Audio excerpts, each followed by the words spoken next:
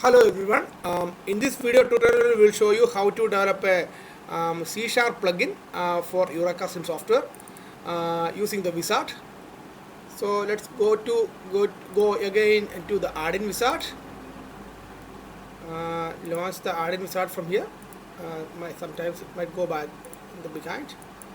So you need to select C#.net. Then I will be selecting a simple add-in. Then I'm entering the name as hello CS world. Okay, then I'm trying to generate the C# add-in wizard generate code, C# code. Okay, it's actually done. Now what I will do is I will close this application. Then I will try to open the plugin from the folder. So here you can see a C# hello world plugin. You can open it using Visual Studio 2019. Then we will try to compile the application.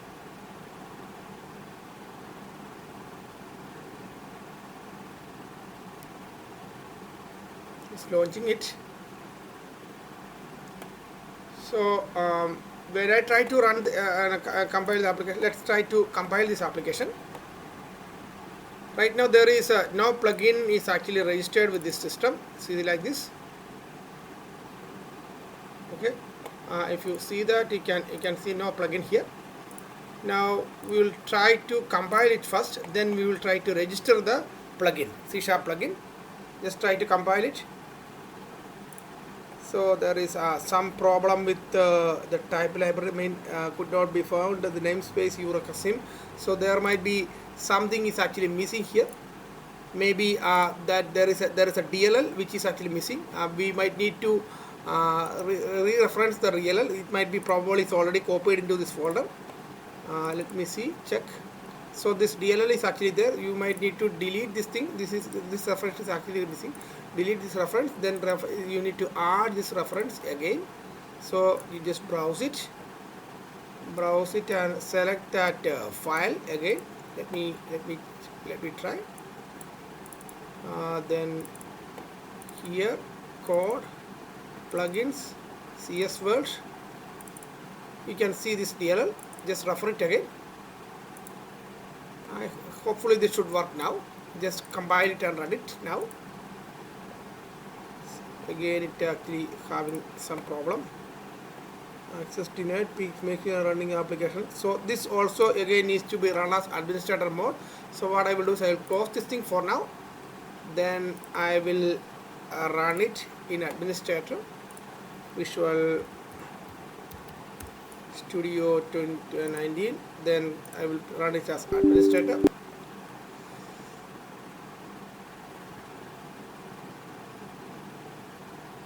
Then again launch it. Let's try to compile it again. Okay, let it come.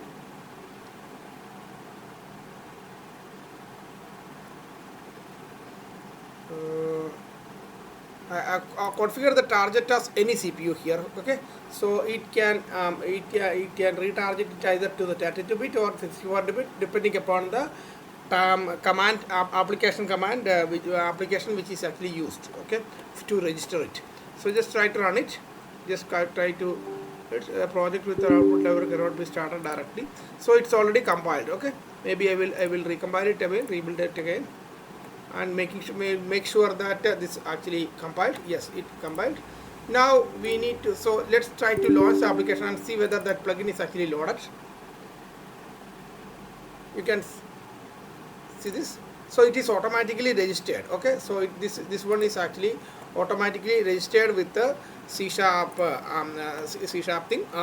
So what we will do is if you want to manually register it, there is a command which we already mentioned here.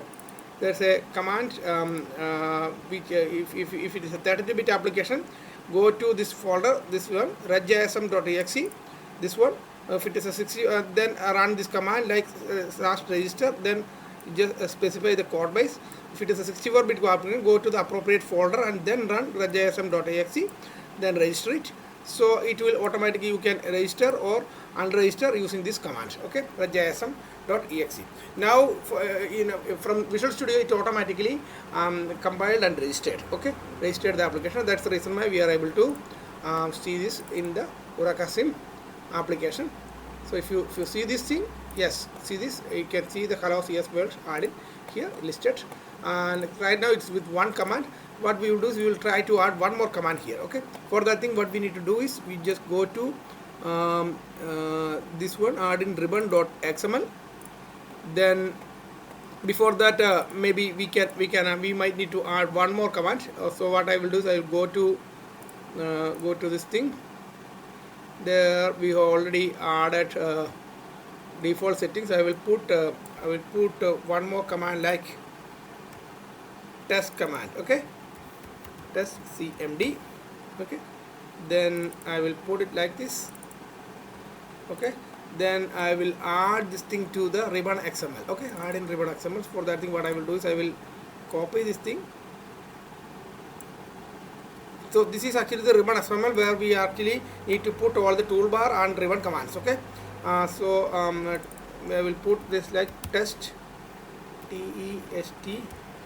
cmd as the label name md. Then we need to put this command name here on action. Then I will put the image as a default image index as 0 because I already mentioned 1 here. So I just want to see a different picture here. Okay, so I will compile it again. It's already compiled. Now we'll try to run the application.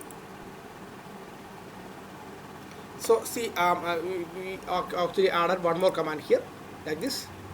So likewise you can add other type of UI elements like combo box. You can add it. You can add drop down. You can add other type of commands like checkboxes and other commands as well. So from this adding, so that you can and you can customize the user interface, and you can also can customize this property list as well, and you can customize this property area as well as this experimental view area as well, depending upon your requirements. You can either you can select different type of add-ins which is having all these sort of properties defaultly. We can generate it skeleton code based on this thing. Okay, anyway, I will be back with another set of tutorials. Bye for now. Thank you for your time.